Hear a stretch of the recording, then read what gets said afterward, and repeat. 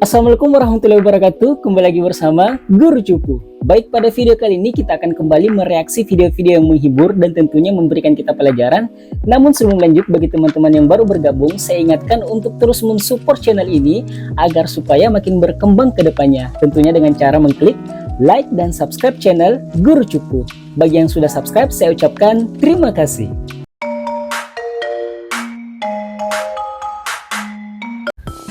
Oke, baik, sekarang kita masuk ke video pertama. Tipe-tipe orang gelar sajadah.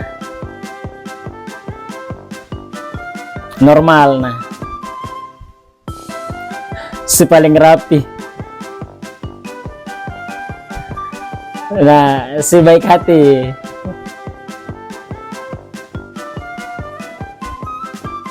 Si paling anti debu.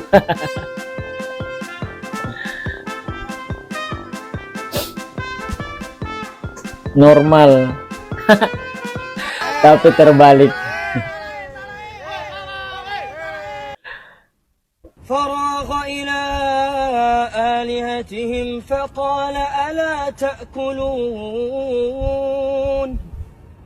ما لكم لا تنطقون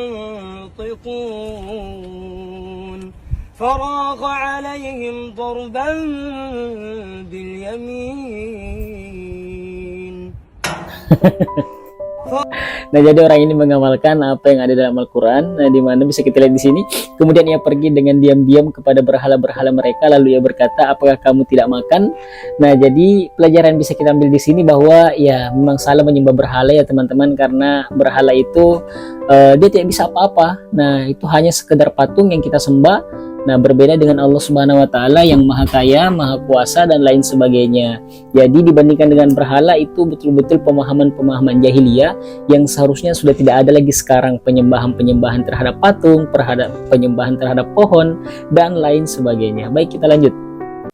Saya bisa mimpin tahlil bukan karena saya udah ngelawak, enggak. Sebelum masih kecil saya udah diteng-teng sama orang tua saya. Asal ada orang yang meninggal nih, ada orang mati nih bu, emak saya udah teriak, jangan kemana-mana sore, ntar ikut bapak lu habis isya. Kemana mak? Mak, bapak lu mau tahlil. Iya mak. Emang apa sih mak? Mak nggak masak. Cepetan begitu.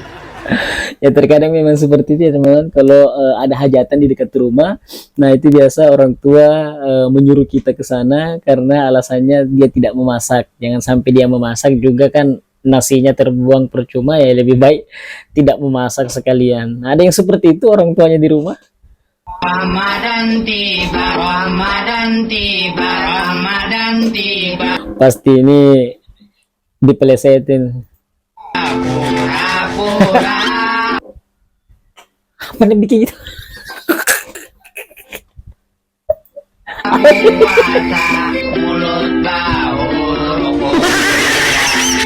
Kalau siang makan siang, kalau buka ikut buka. Tidak puasa. Indomie habis dua, minumannya lima. Sahur makan nasi kuning, siang muntah nasi goreng. Ayyuhal kafirun la a'budu ma ta'budun wala antum 'abiduna ma a'bud wala ana 'abidum ma 'abadtum wala antum 'abiduna ma a'bud wala ana 'abidum ma 'abadtum wala antum 'abiduna ma a'bud lakum dinukum Langsung diperbaiki ya teman-teman. antum 'abiduna ma a'bud lakum dinukum waladhdallin Langsung diserang mati. kafirun la. Saya mau berangkat ke kampus bawa motor RX King. Weh. Nampak teman satu kelas di pinggir jalan, mau dibonceng takut dosa, nggak dibonceng nanti dibilang sombong. Jalan tengah bonceng tapi agak berjarak dikit, namanya bonceng syariah. Nah jadi seperti itu ya. Nah jadi kalau misalnya kalian mau berboncengan lawan jenis, nah itu harus ada jarak, namanya bonceng syariah.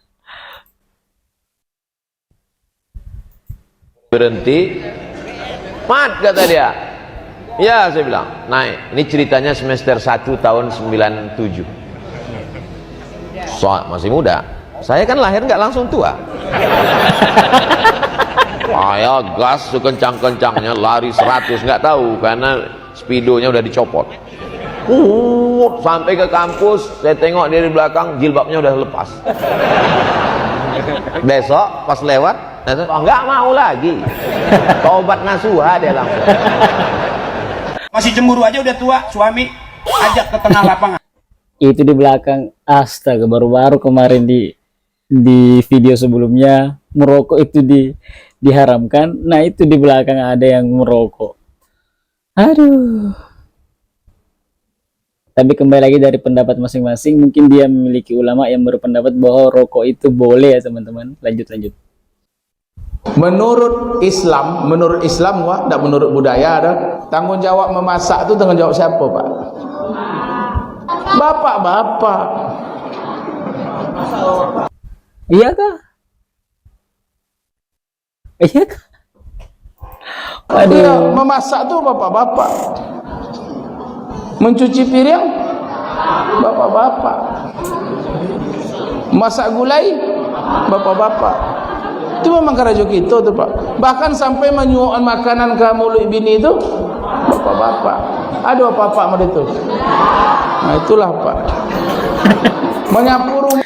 Tapi jujur, nah kalau saya sebagai seorang suami, nah itu saya juga membantu aktivitas istri yang ada di rumah. Saya mencuci, saya menyapu, saya membersihkan tempat tidur, saya buat makanan, saya suap istri. Nah jadi ya memang seperti itulah kewajiban suami ya, dipercaya saja. Rumah bapak. Ada tuh pengalamanku Pak Ayat soal amplop. Tatu kali Pak. Sering saya itu sering. Apa sampai susunan acara. MC-nya salah kasih Pak. Menelpon itu kodok, Ustaz, pemupurang Ustaz, salah kasih Kak. Imam dari Palestina hafal juz 30 juz Quran di kepala, diundang di masjid. Orang Palestina ini makanannya itu roti, tak bisa dia makan lontong sayur, main krep.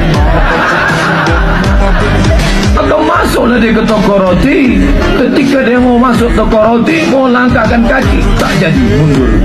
Le itu bahasa Mesirnya limada. Kalau bahasa kitanya, why? Kenapa kamu tak masuk ke dalam? Kata dia, aku takut hafalanku hilang menengok lutut-lutut ropen. Biarlah tak sarapan pagi asal hafalan jangan hilang. Masuk dia lagi ke mobil. Datang Ustaz Somad, masuk aja ke dalam. Ambil roti, ambil bayar. Jamaah nanya, Ustaz tak takut hafalannya hilang? Dah lama hilang. Zile yo alergial, mile pe maidan. Ibu-ibu sekarang bagaimana suamimu tidak selingkuh? Kau di rumah tidak pernah cantik. Kalau pikul pengajian begini cantik, pergi arisan cantik, pengantin cantik. Dengar ibu-ibu, dengar. Nah ini nih. Giliran mau tidur sama suaminya, daster 3 hari tidak napak, cuci dan napak. Pulang suaminya, daster tinggi sebelah, kelihatan tali BH, ada bedak di sini, nak kasih timung matanya. Datang suaminya, dia bilang suaminya, kasih baik-baik saya itu bajumu, kelihatan semua tali BH-mu. Apa Nabi bilang? Jangan lihat BH-nya, yang penting rasanya, Bu. Sama ini. Maka Ibu, woi, Bu, pulang nanti kalau jam 5 mau pulang suamimu, 4:30 dandan memang mau. Ya. Jangan juga berlebihan.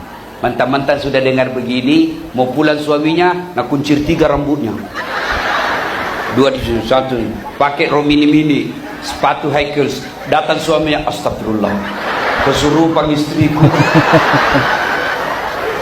Bu, halo Bu, Nabi jelaskan begini, apabila ada seorang istri berdandan ketika mau tidur bersama suaminya, maka malaikat berdoa di malam itu, ya Allah, rahmati wanita ini hingga pagi hari karena dia dandan untuk menyenangkan hati suaminya. Ya. Oke, baik, jadi memang kebanyakan di masyarakat kita memang seperti itu ya. Nah, ketika sudah bersuami istri, biasanya istri itu baru berdandan ketika ingin keluar rumah. Nah, di dalam rumah ya pakaian seadanya. Padahal dalam Islam itu dianjurkan kita untuk bersolik di hadapan suami, dan kalau misalnya keluar rumah itu kita harus menutup aurat. Ada ibaratnya yang mengatakan kalau kita sudah punya suami, itu di luar kita ke Arab-Araban, kalau di dalam rumah bersama suami itu ke barat-baratan. Nah, mungkin ya kalian semua sudah paham lah maksudnya bagaimana. Nah, baik, kita lanjut. Kerandoman keluarga Fadil jadi.